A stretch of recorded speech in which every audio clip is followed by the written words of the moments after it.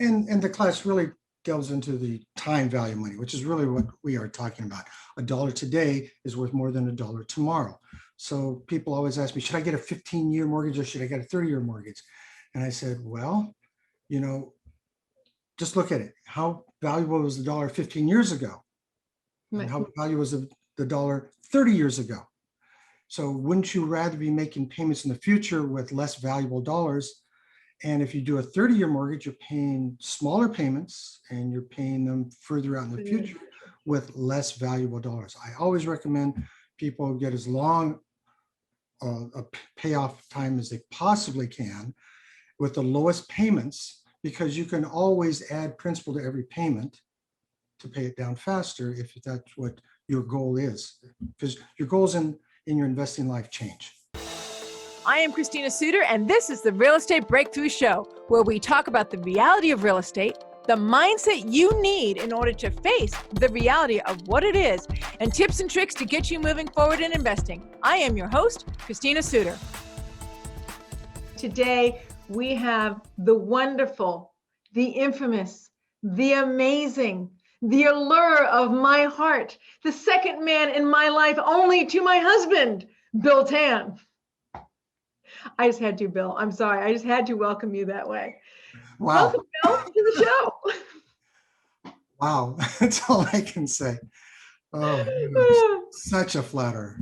Well, it's true. I have to confess to the listeners, because they don't know, that Bill and I have this unofficial love relationship going on. My husband, of course, is completely aware of Bill, and Bill's wife is completely aware of me. What it basically boils down to is that we both run clubs, real estate clubs, relatively close to each other.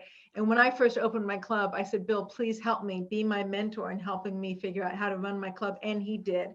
And he was kind enough to do that. And we found that we have very similar points of view on life and in investing. And ever since then, it's just like, hey, there's Bill. Bill and I have, yes. And I actually like you. And you actually like me. Yes. And we find each other to be individuals that actually appreciate each other's points of view, and we actually like each other. So there you go. That is why it's the infamous Bill Tan.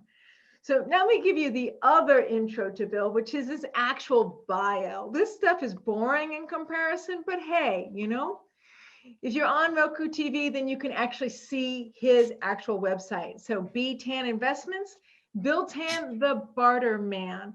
The real estate and mortgage investment expert with over 30 years of experience. His clients rely on his business insight and industry knowledge to buy and sell properties and identify secured investment opportunities which generate a substantial monthly income.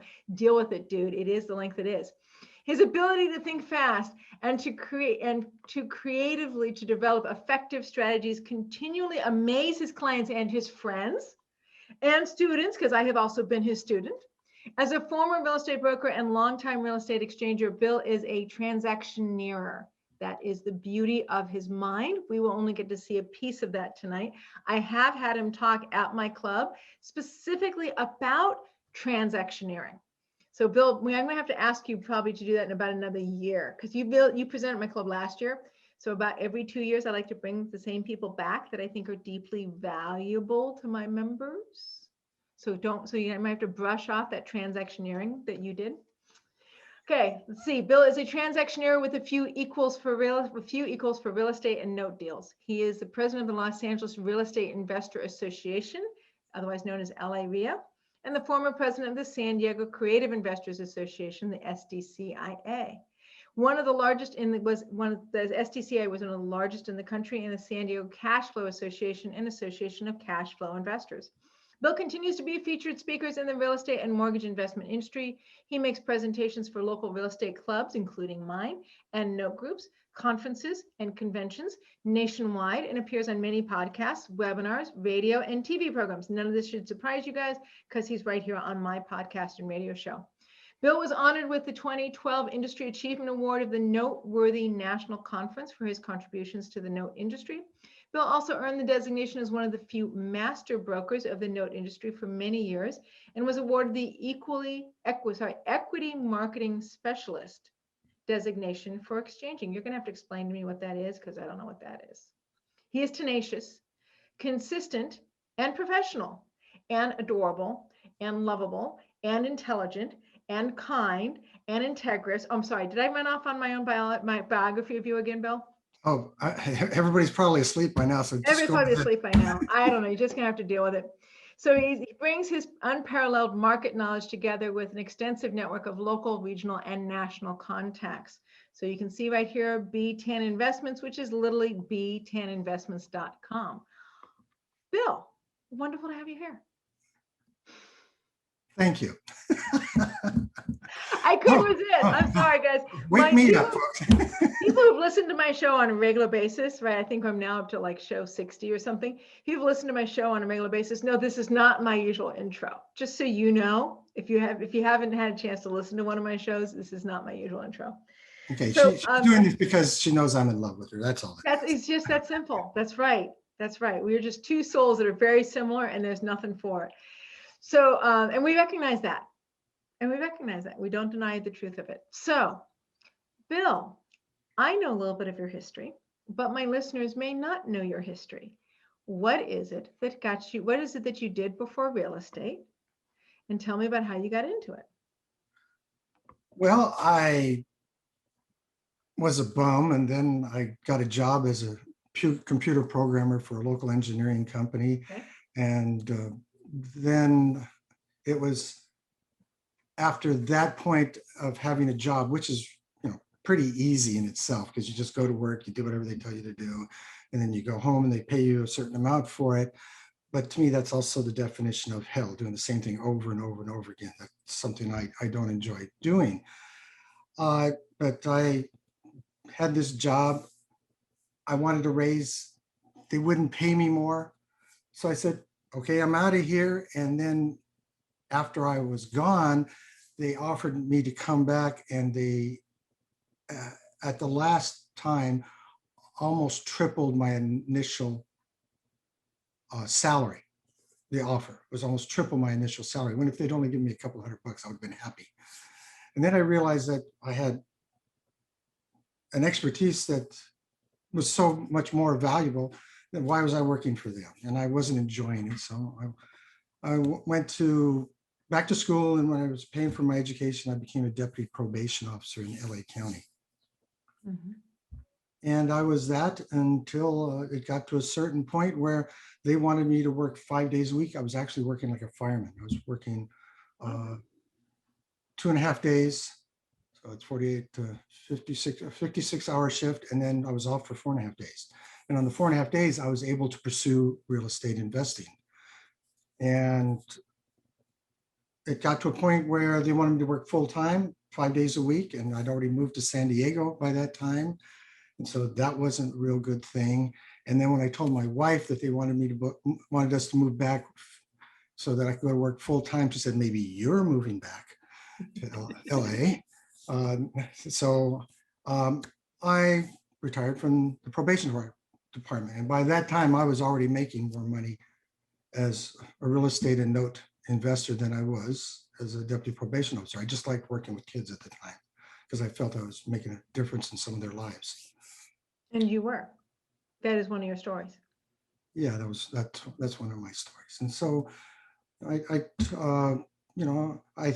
got into business because I saw a friend that I had been working with at the JOB, and he was buying houses. I helped him fix them up, and then he was selling them. He was buying a bigger house, and then he started buying them. We fixed them up, and then he started renting them. And I go, well, I can do that, right? Except I don't like fixing properties, so I just bought them to rent. And the first one I did was an out-of-state rental, and I learned a couple things that I wasn't aware that I didn't know. You know how you get into something, you don't know what you don't know? Yep. I didn't know anything about tenants and property management, and I got a crash course in 1 year in which I used a property management company, and I had 3 new tenants in 1 year. Whoa, that's Yes. not usual. Did they bother to tell you that's not usual? I knew that wasn't usual. So okay, good.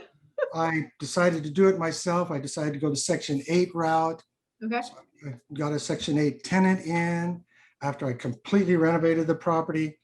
And at the end of 1 year, we went to renew the contract. We had a property inspection, and come to find out there were broken windows, There was a hole in the closet where somebody put their fist through it. The disposer was destroyed because somebody put an implement down there. Tiles in the floor were ripped up. And, I said, okay, I don't want these people as tenants. And but Section 8 people said, no, you have to fix all that to stay in our program. So wait a minute. I gave them a perfectly fine house, which you guys checked out beforehand, perfectly. There's nothing wrong with it. Okay. And after 1 year's time, all these things were wrong with it. And for me to stay in your program, I have to fix them up for you to put another person in who might do the exact same thing. Yes, no. So I decided at that time, I wasn't really happy on being a landlord. So what I did is I sold the property, and it was at a time where it was challenging to sell. And so I had to provide financing. I became part of the bank. I offered seller financing and sold the property very quickly. And then all of a sudden I didn't have to worry about tenants, toilets, or turnover. My biggest problem back then was getting a paper cut, opening up the envelope with the check in it every month from the new owner of the property, because they paid every month. And so I went back to my real estate club that I was going to, and I said, hey, this is what I did to solve my problem that y'all are having the same problems with, because we all had the same property manager. And so they sold their properties, they took back notes, and they didn't have any more problems. But then they go, I really need some money. And I had some savings. So I said, well, you're getting $100 a month, how much do you want for it? And the best deal I did back then is, and I really didn't know what the heck I was doing. I bought a $10,000 note for $1,500. I thought I was doing pretty good. And then a few years later, I was absolutely brilliant, because I had done this with 8 other investors. So I had 9 notes, and all the properties were refinanced. I got paid off. And so, I paid $1,500 for this note. I was getting $100 a month. And then I got $10,000 paid off. Yeah. That sounds great. I thought I was brilliant. Yes. But I figured I better take a course and figure out what the heck I was really doing. So I took a seminar, and it really opened up my eyes to what note investing truly was. And so I decided to get into it, because it was a niche that nobody else among my peers knew anything about in real estate investing. Nobody really knew about note investing. So I became the note guy. And for, 15, 20 years, I was a note guy until somebody else decided to use the title. Yes, they did. They're still using it. I don't care. The people who know me still know that I buy notes. Yes. And so at the time, I brokered notes. I would buy notes, buy low, and I'd sell high to investors. My first investor was my grandmother, and the next 12 investors were her best friends. And that got me started in the note business. So I learned how to do multiple ways of buying notes. I got into exchanging, into the exchanging marketplace, because that's where a lot of notes are created. And because I was a note guy and I already had notes, if it was a pay note, I was I was the most popular guy in the room. I also got to learn how to put together deals in which ways that other people outside of the exchanging field had absolutely no idea. In fact, I had no idea until I started going to these meetings. And for $10 a month, I got an education that was unparalleled, because I met some of the most finest, most brilliant minds in real estate investing and development. And I met with them every year for 5 years until the market turned and went really gung-ho. Because when the market's going really good, exchanging is really quiet. And when the market is going really not good, exchanging is very popular. Right. So it's really counter-cyclical, because it really is. Describe exchanging for my listeners. Exchanging is where you buy a property, you have a profit from it. In other words, it may have been through appreciation, it may have been from paying down the mortgage, it may be from adding value to it, and or let's say if it's a multifamily property, you get increased rent. So it is now more valuable than when you first bought it. Let's say you bought it for $100,000, now it's worth $200,000. if you were to typically do things, you would sell it for $200,000. You'd pay the tax on your gain, the $100,000 gain, and you go find another property. Right. Well, the IRS tax code 1031 says we're going to encourage people to invest in real estate because real estate is a very good thing for our economy. And we're going to allow you to take your profits from your initial property into your next property. So if you recall, the example was originally bought it for $100,000 and now it's worth $200,000. If we had sold it and paid taxes, we may only have a profit of about $60,000 to $70,000 to take to our next investment. Whereas if you do a 1031 exchange, you get to take the whole 100,000 and you get to pyramid it further. That's how exchange. And buy another property is worth 200,000 and let it grow, and you still have not increased. You've not paid any taxes on that gain. And the idea is to play that game till you go to the great real estate market in the sky, Right. and then it goes to your descendants at either no tax or an increased basis, so they pay less tax, unless, of course, the government changes the rules like they are thinking of doing. Right. And so I won't go down that track right now, what the government's thinking about doing. Let's stay with, so really what it is that Bill 10 Investments does is that you do note investing, but you also teach. So tell us more about what your company specializes in real estate and what's your area of expertise. Well, I have two companies, okay? And I'll talk about Bill 10 Investments because that's the real estate and note investing side. I acquire real estate and I exchange real estate and I put together deals. And as a transactioneer, I construct deals that other people can't figure out how to do or haven't figured out how to do. As a matter of fact, you have referred a couple of people to. Yes, I have.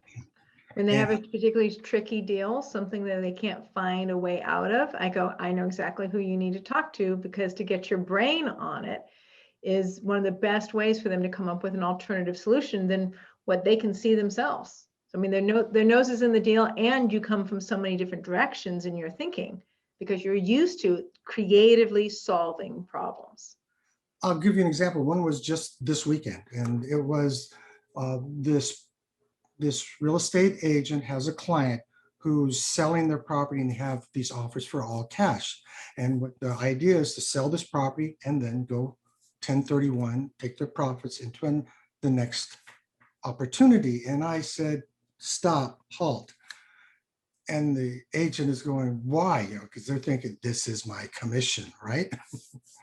And I said, you're doing your person a disservice, because after the sale closes of the property, they only have 45 days to identify the new property, the next property that they want to move into. And if they don't find it in that 45 days, they either have to settle for a property that they really didn't want, or they have to pay taxes on the gain. And I said, a better idea would be to find the property, subsequent property, investment property for your client. And in this case, it was moving from a duplex. They want to move to an eightplex. I said, go find an eightplex that you think that they want. When you find one, you make an offer on that eightplex using the duplex as a down payment. And the agent goes, but why? Why would you? They don't want my duplex. I said, exactly. But don't you have cash offers for this duplex already? Well, yes. Then you make the offer using this duplex as a down payment subsequent to these offers for cash. And you can already bring them an accepted offer into the deal. So that way they don't have to wait to find their property and maybe lose out. They use their current property to fund their next one. Right. That's an aspect of transactionary. Well, and the beauty is that property, that duplex, is now in that person's name before the cash is ever realized. Right. Correct. So they've got their new property. They're not even 1031 exchanging. They have their Aplex because they've already sold or exchanged their duplex to this new owner, and then it sells. Then the duplex sells. They can do it in just one. They can just do it in subsequent closes. Subsequent closes. Yeah. Yeah. And so in that way, it's not even a 1031 exchange. It's all. And then the agent's guaranteed 2 commissions. Yes, that's true too. So that's a very good example of transactioneering, and that's what you're an expert in. But I know that that's one business model, right? Is you as an investor. Is there more you want to tell me on that? Well, I buy and sell notes. I prefer cash flow to working with my hands. I'd rather work with my mind. Yes.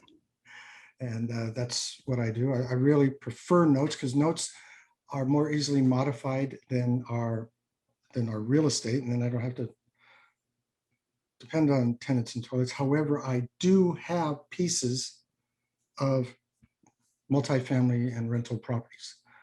And by that, I mean, I helped put together a transaction that people couldn't figure out how to put together. And I took a piece of the deal for helping them put it together. And so somebody else is doing all the work and I just have a piece of the profits. So if somebody wanted to come to you for some transactioneering, that is another way that you could quote unquote be paid as a consultant on their deal to help solve a complex deal. So I wouldn't be paid by income that I have paid by income. taxes on. Exactly. You're paid by income because you got taxes. You rather be paid by equity because then it grows with the deal, especially if you put together a good deal. So your other business. I also get part of the income. Huh? I may also get part of the income. Might also get part of the income. So I just wanted to get that clear because I know that you do that sort of consulting work and I know you teach. And I didn't want to leave the consulting work before we got to the teaching. Okay. So now talk to me. What is your other business? I teach people real estate. I teach them about finance, which is not real estate specific, because right.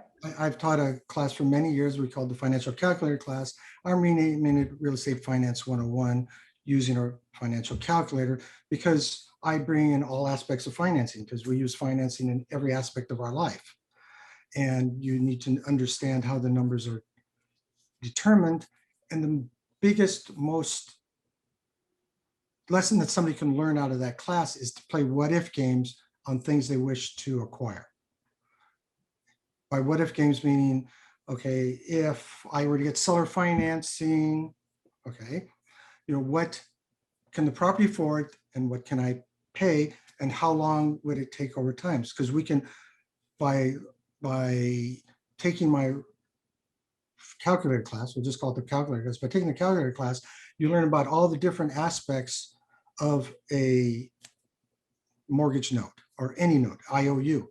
And you can manipulate any one of those to fit your circumstances. One of the favorite sayings I have is I'll give anybody their price as long as I can get my terms.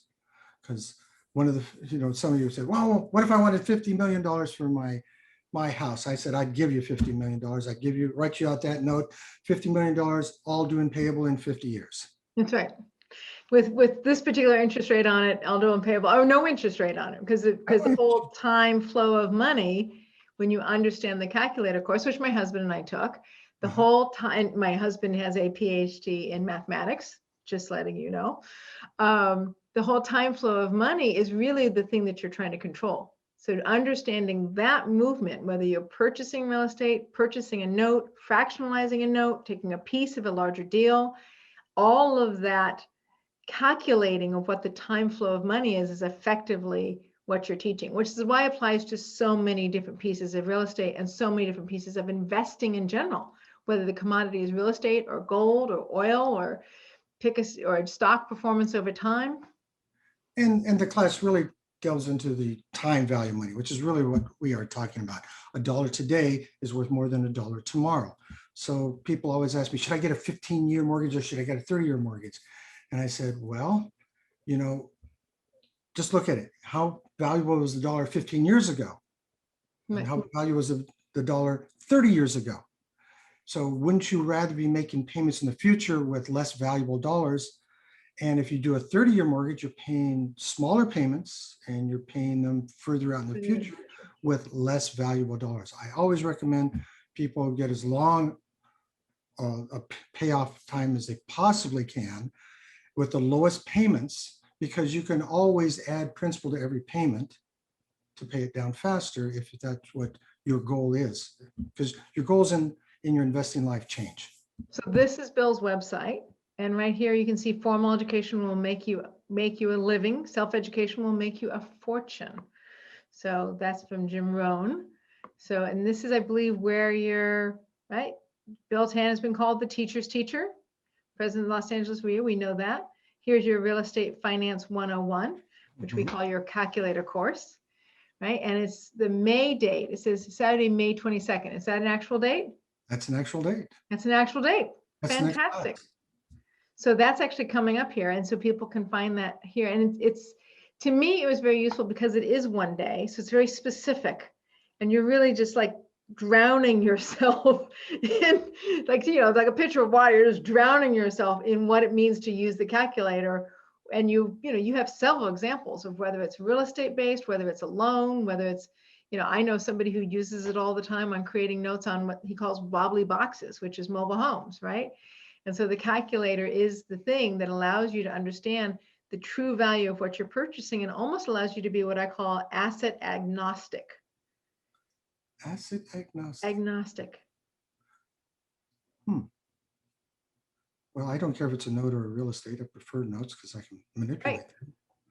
The class is experiential. You got to say that. That's what you mean by that. Like that's what I mean by you're dousing yourself in it. Yes, you're actually doing multiple calculations with the calculator in hand so that by the time you're done, people actually understand how to do the financial calculations at the time And value. your husband truly, and he enjoyed it actually. Because of course he's kind of in his realm, right? I mean, he loves math versus in the realm of real estate only, which is my realm. Finally, we were in his realm. My real estate's like, whatever, but calculating return, yes, right? That had him excited, right? And that is probably about the only part when I talk to him about our investment portfolio, that's probably the only part he actually listens to. It's true. I'm reflecting now on this, that is good for me to recognize. My wife likes the money it brings in to spend. Right. That's about it. Exactly. So what are tips and tricks that you might actually have for people who want to become a note investor, right? What is it that you think they need to kind of keep a hold of in their thinking if note investing or real estate investing is their gig from your point of view? From my point of view, you should not get into note investing until you understand real estate investing. Okay. As a matter of fact, I made a post to this on somebody's Facebook page, and it was deleted. I'll tell you what was deleted. I recommend that anybody just wanting to get into no business, wait.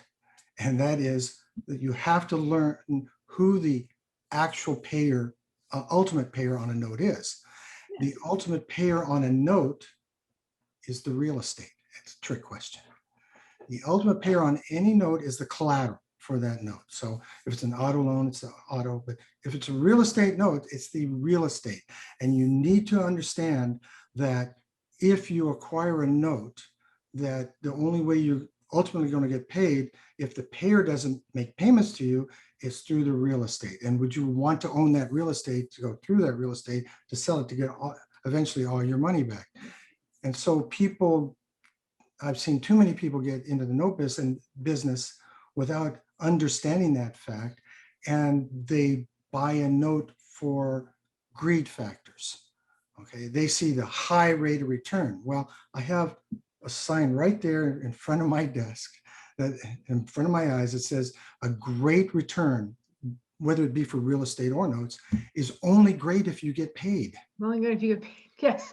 Yes, that's accurate. Yes, it's only good when the money hits the bank. Right. Then it's great. And so most people don't understand, you have to think of the asset, the collateral for whatever your note is. And in real estate, you have to realize that it may take you a year, or as of today, longer than a year, to get that asset back, to sell, to get your money back.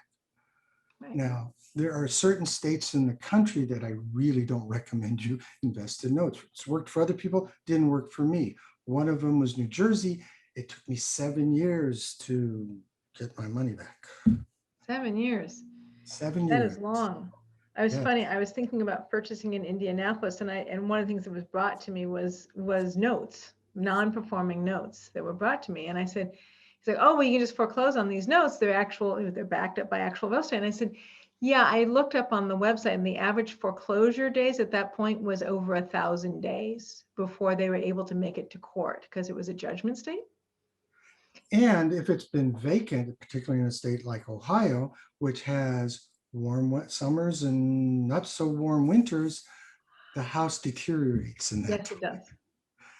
However, there might also be the people just lived in there free for 3 years or more. Right. At 1,000 days, that's about 3 years. That's correct. Yeah, I've been there. Yeah, been there. All right, so let's talk about having been there. So let's talk about, what was your hardest moment in investing? Well, my hardest moment in investing came a few years ago when I invested in a project, a real estate project in Idaho. And I provided money for it. And other people asked me what I was doing, and they did the same thing. And I had a first trust deed on this land that was being developed. And I was watching it through the various stages of development. Well, somebody said something to the Securities and Exchange Commission. They came in and they shut the company that I was dealing with down, not because they had done anything wrong. It's just that they might have done something wrong. Okay. So not only did they shut the company down, the owner of the company, they froze his bank accounts, his credit cards, everything. Right. All personal And finances. so I said, okay, so in a few months, it went to bankruptcy, right? It had to go to bankruptcy.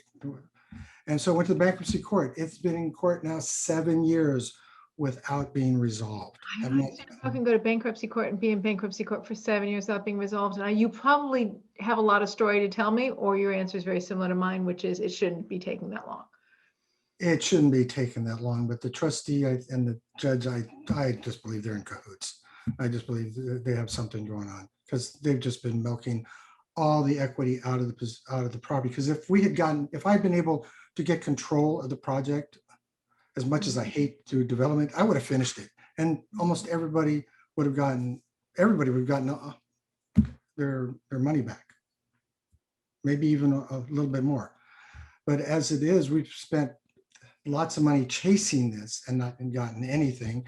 And then there were people who followed me and they got hurt because they used their life savings, and then they got mad at me. So I have helped them ever since.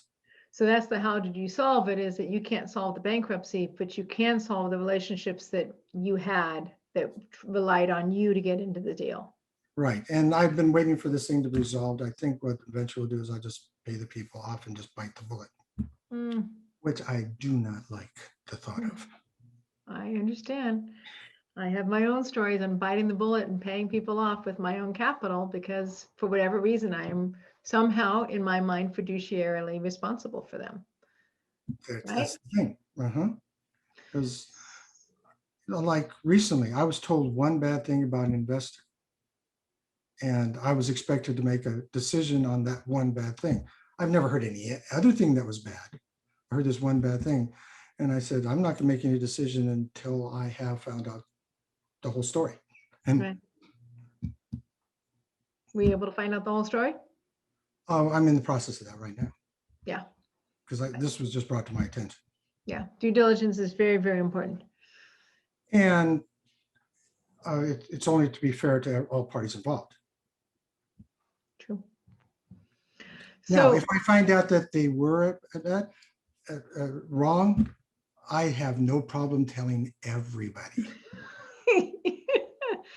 Yes. Yes. I have to confess the advantage of being known in our, for me, it's like in my little pond, right? I'm in a little tiny pond called the Pasadena investment or Los Angeles investment area, right? And I'm kind of known in that little pond, and you're kind of known in that little pond, and we're these fishes swimming around in this pond. But the advantage of being kind of known in that little pond is that one, we get a lot of information funneled our way.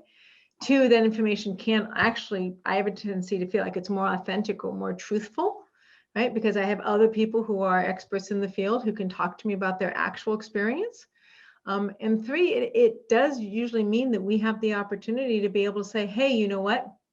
Not cool. We can't recommend you for what? That they can't speak at my club again, or I would encourage them to not speak at another club, or, you know, there was somebody I recommended as a speaker for a conference, and we put it out as an email chain, you know, hey, this speaker has been recommended for the conference.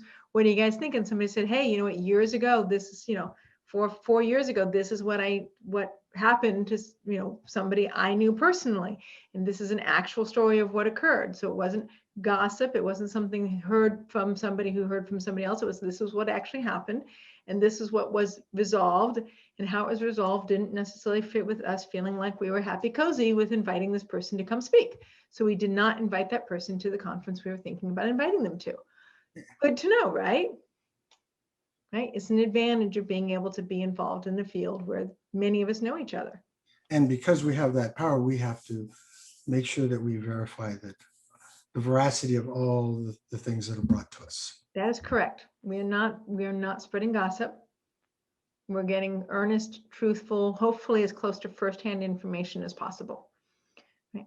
So how did this help you grow? All these people trusted your opinion. They didn't actually invest with you, but they followed you into this investment. You still feel responsible for them, even though you weren't necessarily the syndicator or the one actually fiduciarily signing for them. How did this help you grow? Well, I'm not sure it helped me grow, other than the fact that I'm going to be very much more careful about advising people what I'm doing. No, the people that I was dealing with, they were older, and what they lost was a big chunk of their life. Yeah. And because that was the case, that's why I felt morally responsible. Yeah, that is kind of what it boils down to, is being, because in your situation in particular, like I've had, you know, we talked before about how I've had projects where I've taken losses on the projects, and I've had investors' money in my project. They gave me the money to do the project. I consider myself fiduciarily responsible for them, right? I could say in theory, hey, real estate is it's a field that ends up being a risky field. And I could have said, hey, you guys took the risk, that's it, you're taking the loss. And I'm not comfortable with that. I feel like I'm fiduciarily responsible for them. I got them into the deal. I was running the deal. I'm one responsible for running the deal. I'm the one that covers the shortage, and I make my investors whole, right? And I only invest with people, like, because I also put my money out. Not only do I use it on my own projects, but I put it out on other people's projects. I only invest with people who have made other people whole, right? And I actually like to know that that's what they're going to do, because I want them to make me whole. Right? Absolutely. So let me go to part 4 of my questions, if you want, if you can remember that. So what made you want to create your own sense of financial freedom? I mean, you had a JOB, right? You had 2 of them previous to being an investor. And when your JOB said, hey, we want you 5 days a week, you go, no, I think I'm going to do real estate investing. One, it was making you more money, but I suspect there's more than that real estate was making you more money than being a parole officer was making you. I think there's something more in there. Why do you want to be financially free and use real estate to do it? Well, actually, I never thought about it until you asked me about it. And it wasn't altruistic, but I discovered what I really like to do after becoming financially free is to share my knowledge back. And I've become a teacher. That's when I became a teacher, actually. Mm-hmm. I didn't plan on it to be that way. It just worked out that way. It's nice to be able to do, well, it's nice to not have to, as my friend Mike Cantu says, he likes to go to a bridge and watch all the people in their cars going to work on the freeway in bumper to bumper traffic to be able to pay him his rent. I think of the same thing, the people going there to earn the money to pay my notes. Right. And so I appreciate them to no end. And the fact that my office is 2 steps from my bedroom. Exactly. So I suspect by now you've reached financial freedom. I'm guessing by the number of gray hairs on your head that you've reached financial freedom. Yeah, I did. I said it out loud, Bill. Deal with it. Thanks a lot.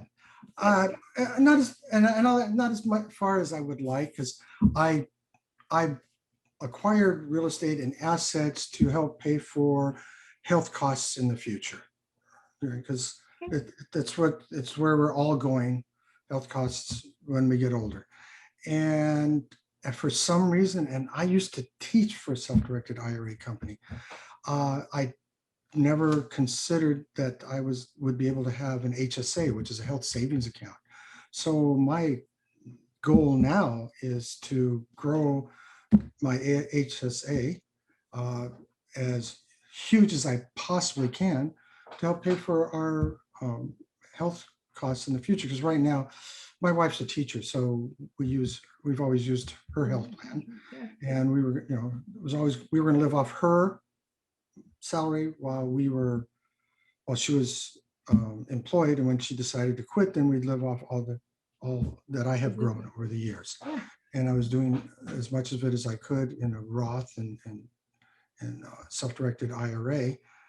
Now they have these new things, so I'm going to start taking advantage of these other plans that are now available. But number one on the list is an HSA, because you can contribute to an HSA and you can contribute to a self-directed IRA type plan separate. And you can possibly put in, tens of thousands of dollars. And I like, and if you'll see my eyes light up, I like the opportunity to be able to grow those much larger using the techniques and strategies I've learned over the years. Well, self-directed Roths and IRAs allow you to invest the money, let it grow tax-free, and still be in charge of it. The operative part is you're in charge of that investment vehicle. I'm in charge of it. And it all depends on me, and I'm okay betting on myself. Yeah, that's good. It's good to be okay betting on yourself. I actually have found that I bet on myself and I use other people as well. I have a life insurance policy, and I was describing to somebody the other day about why I have this life insurance policy, and I say I call it my idiot policy. It's my idiot-proof policy. If I mess everything up in my investing, my daughter will still get some money when I pass away. My life insurance policy is my idiot-proof policy. I being the idiot. Something was just shared with me by Peter Fortunato recently, and that is, I have created a lot of deals that a lot of people might not understand. And Peter has done that his entire life. Yeah. What he has done for his family, and you might consider this for your family, is he has a notebook, and his is a 3-ring notebook. And I'm going to get one, and it's going to be over there on my bookshelf. And it's going to be sections for every single deal that I am part of.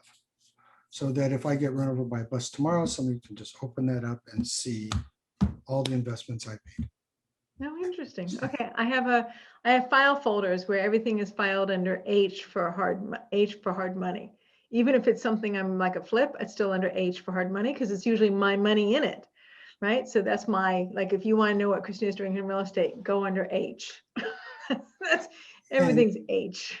And I got to think about it, it's so easy that they know they just go to one place. It might be just one single file drawer, right, where it all is, or just a folder where they can just open it up and there it is. There it is.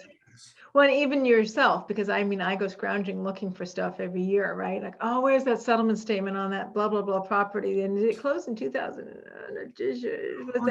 Organization is not my strength. Organization is not my strength either. I have to confess.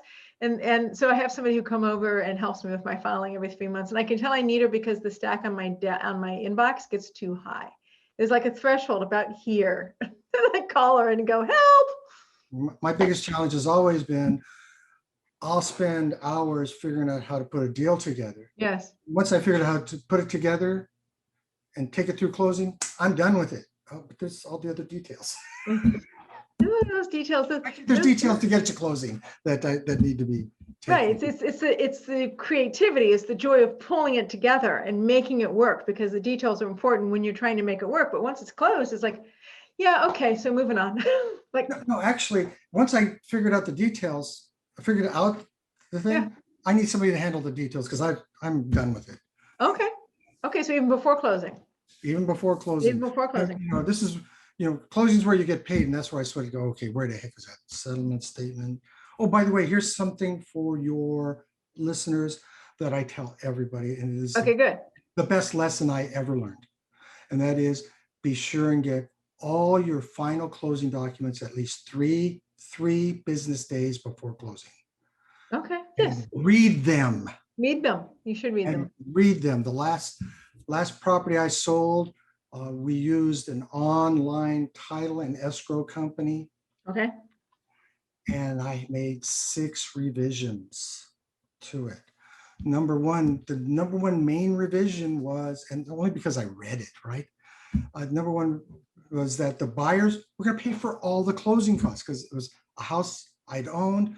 There were renters in it. I sold it to the renters.